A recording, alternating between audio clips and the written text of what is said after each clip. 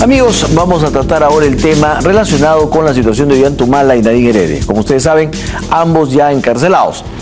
Están con nosotros el doctor Luis Vargas Valdivia, ex procurador, y el doctor Carlos Rivera, de IDL. Con ellos vamos a conversar sobre este tema que además ha mostrado un distanciamiento con respecto a la interpretación de la decisión del juez entre los académicos o los juristas y los políticos. Muy buenas noches tengan ustedes. Enrique, ¿Cómo están? buenas noches, Enrique. Doctor Vargas Valdivia, para usted el fallo del juez Concepción Corpancho es adecuado, ajustado a ley, bien puesto, justo. Yo tengo mis dudas respecto de uno de los supuestos de la detención. No hay que olvidarnos que acá no estamos ante un pedido de detención. O sea, técnicamente estamos ante un pedido de variación de una medida cautelar ya dictada por el juez. El fiscal Carguancho en su momento pidió, recordarás, una serie de medidas cautelares restrictivas, incluso impedimento de salir del país, detención. Eso se discutió y el juez le dictó la comparecencia que tienen ambos. Con posterioridad a esta medida, el fiscal lo que ha solicitado es revocar esta para dictar. En este escenario, tienes pues que deben de darse con mucha mayor fuerza. Y dentro de este plazo entre la primera decisión y esta última, los tres elementos que todos ya tienen claro, ¿no? Prueba de comisión de delito, que a mí me parece que sí hay. Prueba y vinculación a ellos, yo creo que sí. Como recordabas, desde un comienzo yo he comentado que yo creo que sí hay elementos de lavado de activos en este tema. Que hay vinculación de ellos, la pena también se da, pero el que creo yo que no se da es el supuesto de peligro de fuga o entorpecimiento de actividad.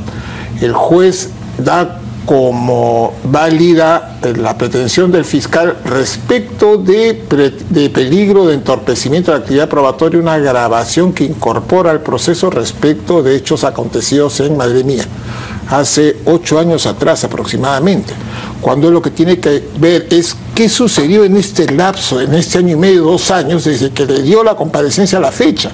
Y es una grabación de tiempo atrás, grabación además que ha sido materia de un proceso judicial, ¿no es cierto?, que meritó una sentencia absolutoria, respecto a la cual yo también contigo hemos conversado, de que creo que debería iniciarse el procedimiento de nulidad de cosa juzgada fraudulenta.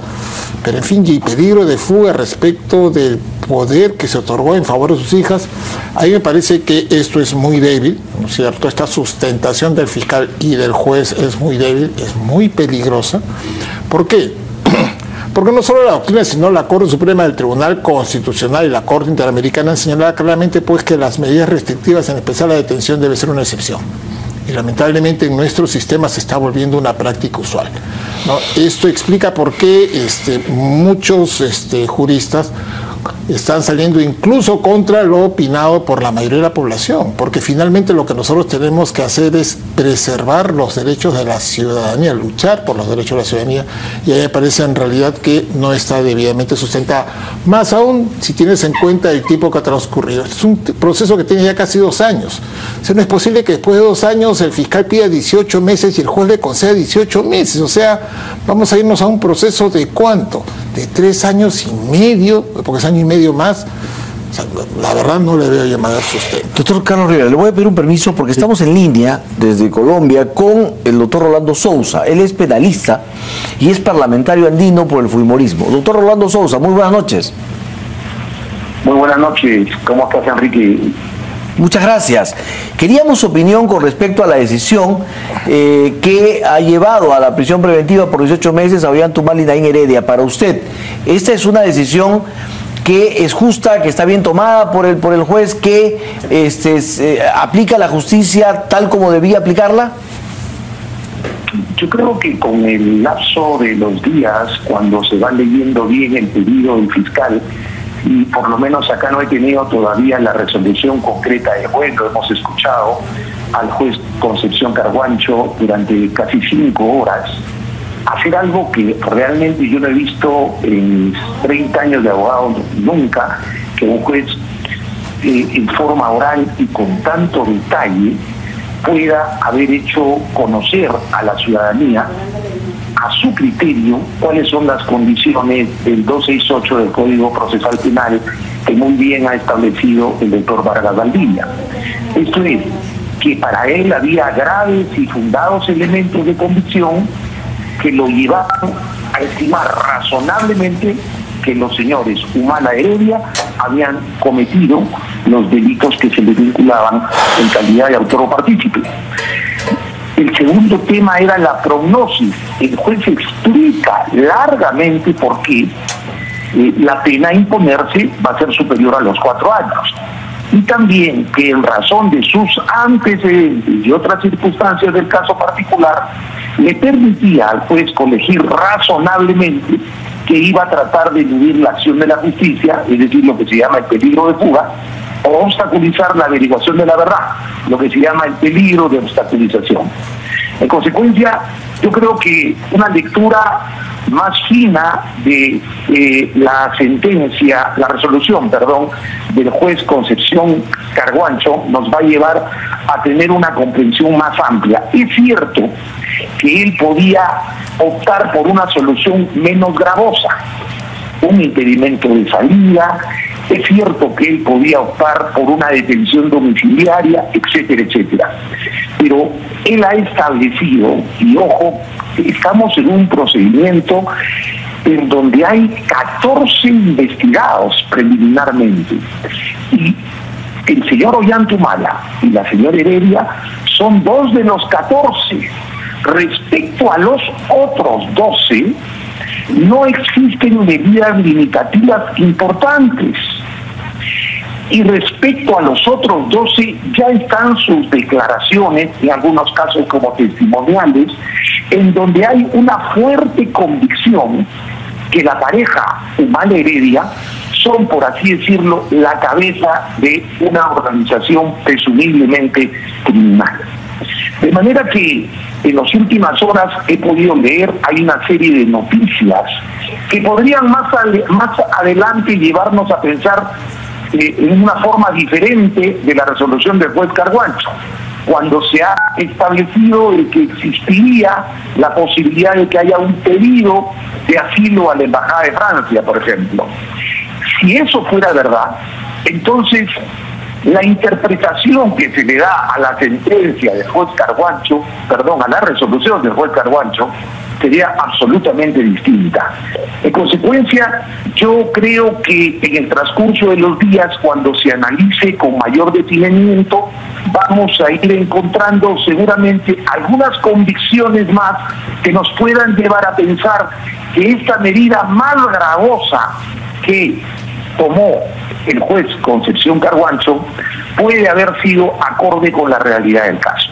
No obstante, como bien ha marcado el doctor Valdivia, hay desde el punto de vista de la jurisprudencia del Tribunal Constitucional, de las sentencias dadas en algunos casos incluso a nivel del Poder Judicial y de la doctrina jurídica y los abogados, cierto resquemor respecto a haber adoptado la decisión más gravosa en el presente caso. Doctor Rolando Sousa, antes de cortar la comunicación y aprovechando que usted es parlamentario fujimorista, ha sido el abogado de Alberto Fujimori, me gustaría preguntarle su opinión sobre el artículo publicado por Mario Vargas Llosa en La República. ¿Cuál es su opinión?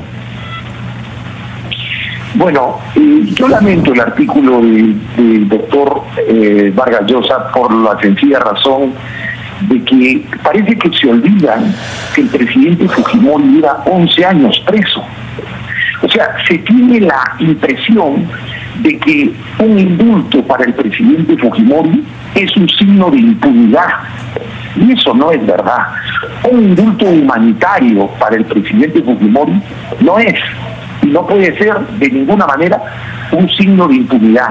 El presidente Fujimori, si no hubiese sido por esa sentencia que lo condena por secuestro agravado, en mi concepto, injustamente, ilegalmente, irritamente, es un concepto nada más, y tengo por supuesto el derecho de la crítica de las sentencias judiciales, el presidente Fujimori ya hubiese salido hace tiempo de la cárcel. Solamente por eso, y no he visto que los abogados se hayan irritado o expresado con esa indignación, que se han indignado por el tema del señor Humala y de la resolución del juez Carguancho, no he visto nadie que se haya indignado de esa manera respecto a la, en mi concepto, ilícita írrita sentencia por secuestro agravado, que es la que tiene a Alberto Fujimori todavía preso en la cárcel de la Miraflores. Muy bien. Doctor Rolando Sousa, muchísimas gracias por esa comunicación desde Bogotá. Muy amable. Buenas noches. Muchas gracias, Enrique. Buenas noches. Bueno, ha sido la comunicación de alguien que además es fujimorista, es parlamentario fujimorista. Por eso nos parecía interesante escucharlo. Doctor Rivera, ¿cuál es su opinión? Primero, sobre el tema Humala Heredia. Mira, me parece un exceso, ¿no? Porque, a ver, siguiendo la línea de Lucho Vargas, ¿no? Efectivamente, lo que solicita la Fiscalía, el fiscal Juárez, es un cambio de la comparecencia con restricciones a detención. El juez ha dado una detención por 18 meses. Primer asunto que hay que verificar. Tenemos en marcha una investigación que no es que ha durado 2 años, está durando casi 3 años. Y el fiscal está pidiendo que dure 1 año y medio más. Ese es el presupuesto que hay que tener, digamos, ¿no? Y se le impone una medida mucho más grave que la prisión por 18 meses. La pregunta que hay que hacer es, ¿cuál de las muchísimas pruebas que el fiscal Juárez ha presentado el día de la audiencia y ha sumillado, yo diría, ordenadamente el juez Concepción Carhuancho, cuál de esas pruebas ha sido difícil de obtener con Humala y con Nadine Heredia libres? Es decir, si desde mi punto de vista el peligro de fuga me parece que básicamente se ha sustentado en el señalamiento de que Humala no asistió a una diligencia, a una citación, lo cual me parece bastante desproporcionado. La defensa ya ha dicho que no es que asistió, sino que simplemente llegó tarde. Y luego creo que básicamente sustenta su decisión en una posibilidad de una perturbación de una actividad probatoria en hechos relacionados al caso Madre Mía. Carhuancho o Concepción Carhuancho demoró algo de 40, 45 minutos en relatar las conversaciones de los audios, ¿no es cierto? Pero a lo que voy es, ¿cuál ha sido el problema que el fiscal ha tenido cuando Heredia y Humala han estado libres para obtener toda esa cantidad de pruebas que desde mi punto de vista hubiese posibilitado, antes que un pedido de detención preventiva, una formulación de acusación que le hubiese permitido a la Fiscalía plantear el caso a una nueva etapa procesal, la del juicio oral, en la que ya tiene que someter a una decisión de carácter definitivo no solamente sobre la situación jurídica, si están libres o no, sino sobre el fondo del tema, si es que cometieron o no el delito de lavado de activos que la Fiscalía denuncia. Pero la población en la encuesta que sale hoy día mayoritariamente está de acuerdo con la decisión de cancelarlo. Y desde el lado político y desde el lado de los medios, lo que se señala es, a ver, empezando, como ha dicho Rolando Sousa, este tema de el posible asilo en la Embajada de Francia, que ha determinado, según lo que dicen algunos, que la Cancillería prohibiera a los diplomáticos asistir a esa recepción, en protesta por la actitud de la Embajada. Esto es hasta ahora es una conjetura, es un dato, no es exactamente la Cancillería. Además, Enrique, no se ha pronunciado. No fue planteado como un elemento de convicción por la Fiscalía. De acuerdo, ¿no? Pero estaba además las actitudes de Nadine Heredia de tratar de entorpecer las investigaciones a través de no fue mi agenda, sí fue mi agenda, la reconozco, no la reconozco. Esta intención de ir a cambiar su letra, ¿no es cierto? O sea, hay muchos temas que lo que hacen es decir, no pues, Nadine Heredia ha tratado de torcer todo lo que ha podido, ha tratado de negar todo lo que ha podido, trató de irse a Suiza, pero no le resultó. De repente en el momento dijo, bueno, mejor regreso porque si no me va peor. Es decir, muchas actitudes que podían hacer ver que esta situación podía en algún momento detonar en un viaje, ¿no es cierto?, hacia afuera o un asilo. Y por el lado de Humala, la compra de testigos de Madre Mía o otras actitudes que hayan podido hacer que él efectivamente, suelto en plaza, pudiera nuevamente pagarle testigos, presionar testigos, amenazar testigos, no lo sabemos. Entonces, ¿eso para los juristas no cuenta, doctor Vargas Valdivia? Es que, Enrique, como bien dijo Carlos, lo que hay que hacer es centrarnos en este lapso de tiempo entre la decisión, la resolución del juez Carhuancho que dictó la medida cautelar contra los dos al comienzo del proceso, hace 3 años, me corrige bien Carlos, hasta el día miércoles que él decide. A ver, esta actitud que hace referencia de Nadine Heredia, ¿en qué momento se dio? ¿En este lapso? No, se dio antes, ¿no es cierto? Incluso esto se fue discutido cuando el fiscal pidió el impedimento de salir del país y el juez se lo denegó. ¿cierto? Él dio, entre otras cosas, este sustento. Por lo tanto, esto ya no puede entrar en esta etapa de discusión. Es un aspecto técnico, pero es bueno que la ciudadanía tenga en cuenta. Lo que tiene que hacer el juez Carhuancho es examinar los elementos de convicción, porque, ojo, acá lo que el fiscal, y sobre todo después de 3 años de proceso, el fiscal lo que tiene que darle al juez son elementos de convicción, esto es, que lo convenzan, no indicios razonables, que lo convenzan de que en efecto, sobre este tema que es el más débil, el peligro de fuga o entorpecimiento de la actividad probatoria, existen elementos que permiten determinar, no suponer, determinar que en efecto, ¿no es cierto?, hay una conducta de ambos tendientes a ello. Y claro, yo te contrapreguntaría, en este lapso de tiempo, ¿el presidente Humala ha comprado testigos? ¿Ha realizado alguna actividad, igual Nadine Heredia, tendiente a entorpecer la actividad probatoria? ¿Cuál ha sido?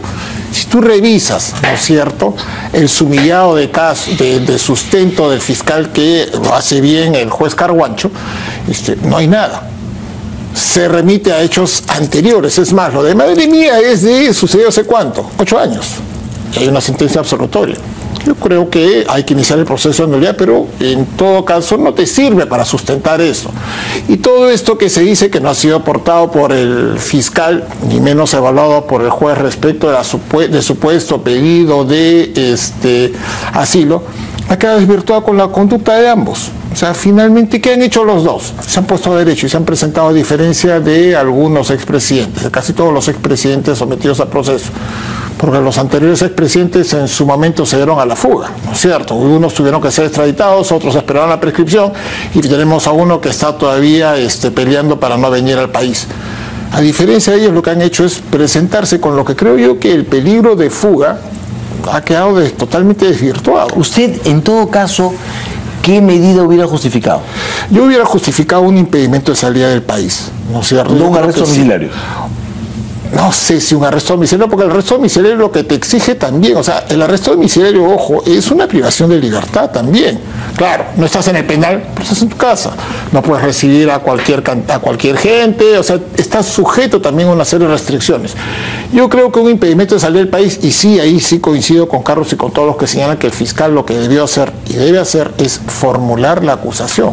Después de 3 años de proceso, no puede venir a pedir la variación y pedir además que le den 18 meses de vigencia de la investigación. O sea, eso sí me parece que es un exceso, porque finalmente es un proceso que va a durar ¿cuánto? 4 años y medio. ¿Te parece eso que es un plazo razonable? A mí me parece que no. Doctor Carlos Rivera, todo esto que yo he planteado, ¿no es cierto?, incluido también el haber puesto la casa a nombre de los hijos, algunos dicen, bueno, como medida para tratar de evadir un embargo, cualquiera de estas cosas, incluso el viaje de los hijos, en fin, ¿no significan nada?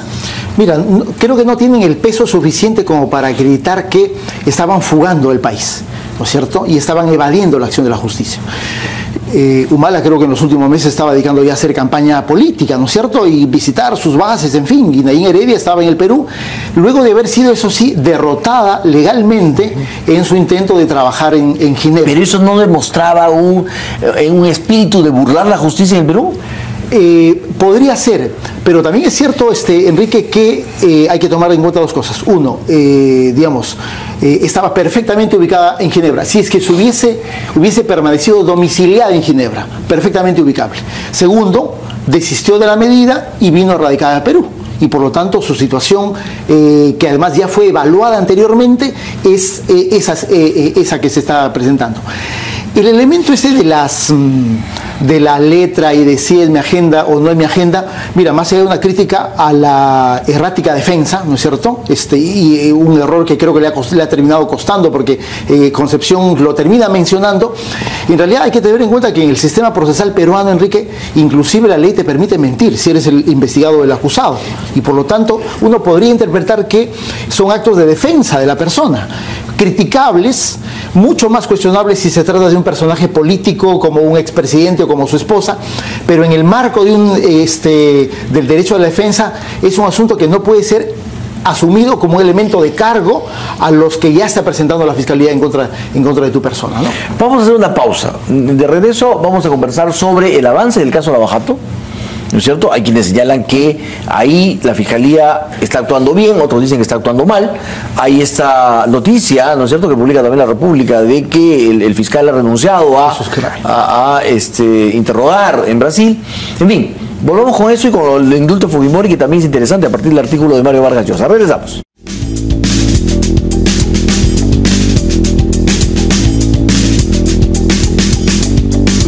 Bien, ya estamos de vuelta.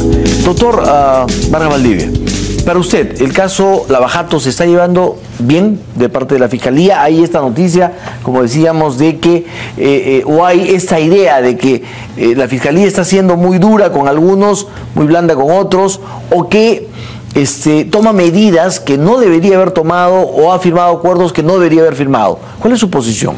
A ver, yo lo que creo que desde un principio la Fiscalía lo que ha pretendido es ordenar para llevar debida y adecuadamente este tema. El gran problema que tiene la Fiscalía es que está frente a una mega organización delictiva, ¿no es cierto?, que no solo es internacional, es intercontinental, porque Odebrecht ha estado en todo el mundo, y donde ha llegado tiene huellas de actos de corrupción. Entonces, frente a estos temas, porque además Odebrecht llegó como un tsunami al sector público y no son los últimos 3 o 4 gobiernos, ¿no? Hay elementos que permiten establecer que ya de tiempo atrás estaba.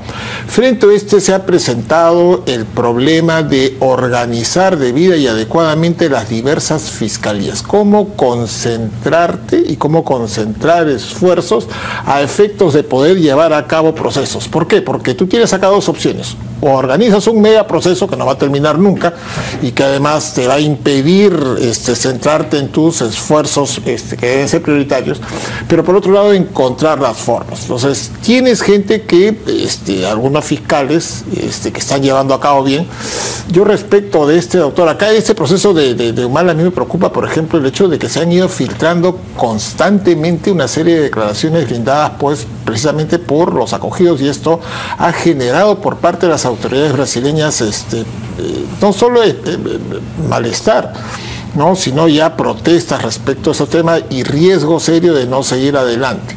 El otro problema que tenemos es acá en el país, y eso no es responsabilidad exclusiva de la Fiscalía, sino del sistema, es que no tenemos un ordenamiento legal, ¿no es cierto?, adecuado para enfrentar este tipo de actividad delictiva. Esto es, no tenemos, como por ejemplo en Brasil, un ordenamiento legal que permita negociar acuerdos de colaboración eficaz con empresas. Nuestro sistema de colaboración eficaz está restringido básicamente a personas naturales. O sea, uno podría extenderlo, pero claro, ya comienzas a interpretar, comienzas a estirar un poco el tema, ¿no es cierto? 2, no te permite una respuesta adecuada frente a estos supuestos de criminalidad internacional. O sea, ¿qué haces con un fulano que está preso, por ejemplo, en Brasil y que ha cometido delitos en Argentina, Uruguay, Perú, Colombia, Estados Unidos, en Europa, en Asia? ¿Qué haces con él? Hay algunos, y he escuchado a la procuradora en el sentido de que no, los procesamos todos o no procesamos a nadie. Eso no lo puedes hacer, ¿no es cierto? 1, 2, es decir, tiene que venir acá al Perú. No lo vas a hacer tampoco, pues, ¿por qué? Porque está detenido allá.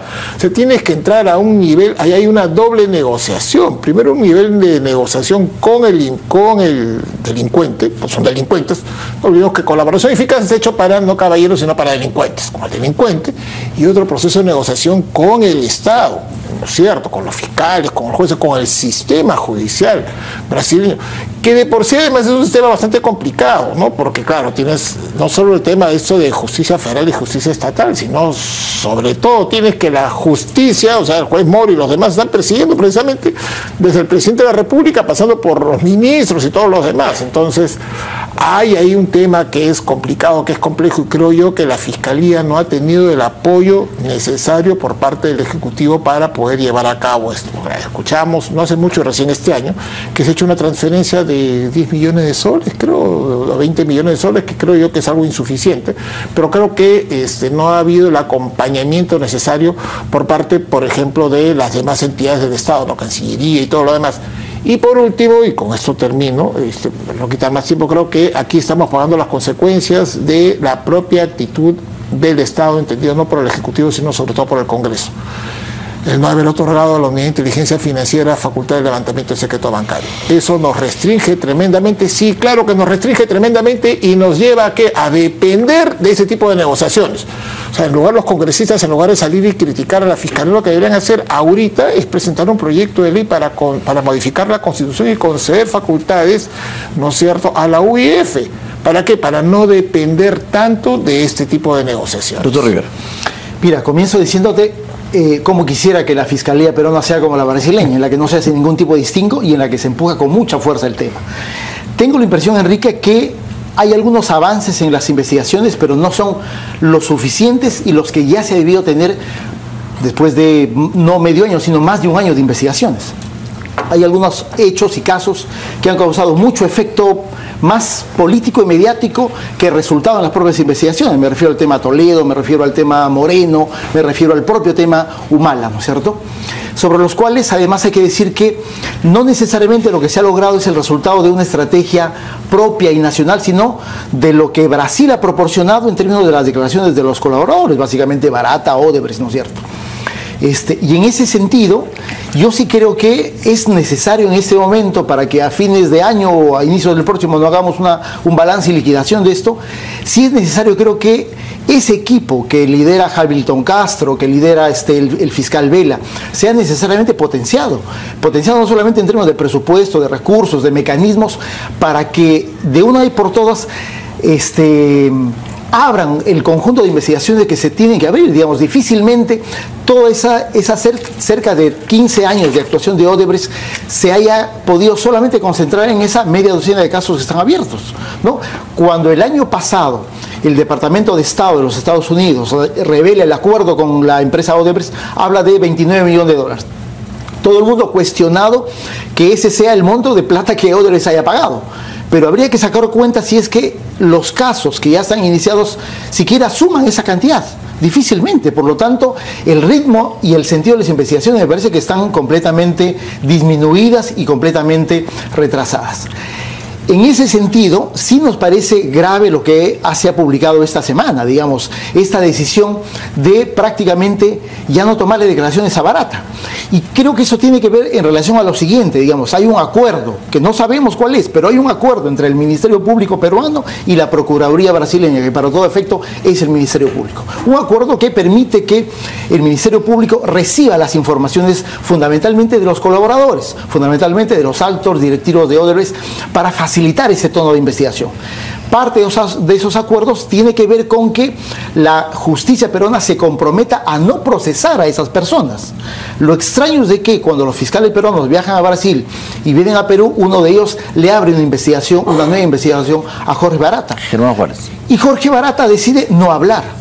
Digamos, por lo tanto, pareciera que sobre los intereses de aquellos que no han sido delatados por Barata, ¿no es cierto? Y estoy refiriendo básicamente al señor García y a la señora Keiko, pareciera que encaja perfectamente en ese sentido de estrategia.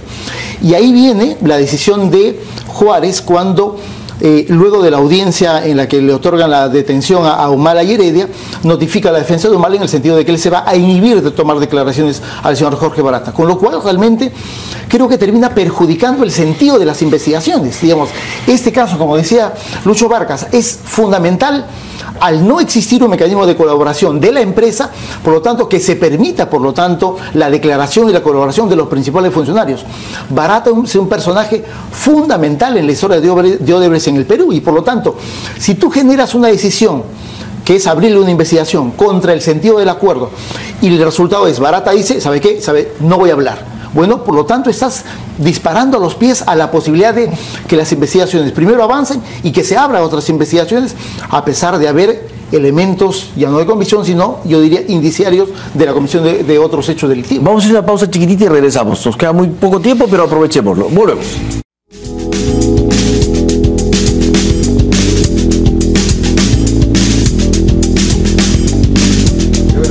Amigos, respuesta final para cada uno de ellos a una pregunta que les voy a hacer, que tiene relación con el indulto a Fujimori. Doctor Vargas Valdivia, ¿está de acuerdo con Mario Vargas Llosa? Yo creo que sí, ¿no? Hay una serie de elementos que permiten establecer que no es posible otorgar el indulto, no solo porque fue condenado el expresidente Fujimori por secuestro. Yo discrepo, el tema de opinión, pero discrepo cuando se dice que es una sentencia irrita, no, el proceso fue ilícito, y también por los delitos de lesa humanidad. Me parece que en ese tema no hay como salir, salvo el caso de un indulto humanitario que hay que acreditar. Doctor Rivera. Mira, usted está definitivamente en contra, lo ha dicho del inicio siempre. al fin ratifico lo de Vargas Llosa, y creo que básicamente lo que se trata es de ratificar la existencia de elementos tanto legales, nacionales como internacionales, que es otro elemento importante que da cuenta de una prohibición que difícilmente puede superar el presidente de la República, aun cuando tenga la atribución de otorgar indultos y derechos de gracia. Eso en primer lugar. En segundo lugar, se ha incorporado un elemento que me parece fundamental. Sí es importante que alguien que va a ser indultado, sobre todo si ha sido presidente de la República, exprese pues algún tipo de sentimiento de perdón y de búsqueda de reparación al daño cometido. Y me refiero a que el presidente de la República, el señor Fujimori, tendría que expresar algún tipo de sentimiento respecto de los Bueno, pero hay quienes dicen que el indulto humanitario no tiene nada que ver con un arrepentimiento. Sí, es un tema de salud y ahí no hay nada que hacer. Efectivamente, pero creo que siendo un elemento tan político, digamos, el caso Fujimori no es un caso común, es un caso estrictamente político, me parece que ese elemento también tendría que ser parte del debate como una forma de reparación al daño cometido. Muy bien, les agradezco muchísimo. Ahora, el doctor Vargas Valdivia, hay que decirlo, fue el procurador que empujó las causas contra Fujimori Montesi. Exactamente. ¿No es cierto? Y el doctor Rivera, el abogado de las víctimas de los excesos cometidos durante el gobierno de Alberto Fujimori. Así es que algunos dirán es una opinión interesada, pero es una opinión válida como todas las opiniones que hay en el país. Muchísimas gracias por su presencia, ha sido muy útil. Esperemos a ver qué ocurre con la apelación, ¿no es cierto?, de Ollantumala y Nadine Heredia. Así, chiquitito, doctor Valdivia, en la apelación, ¿usted qué diría?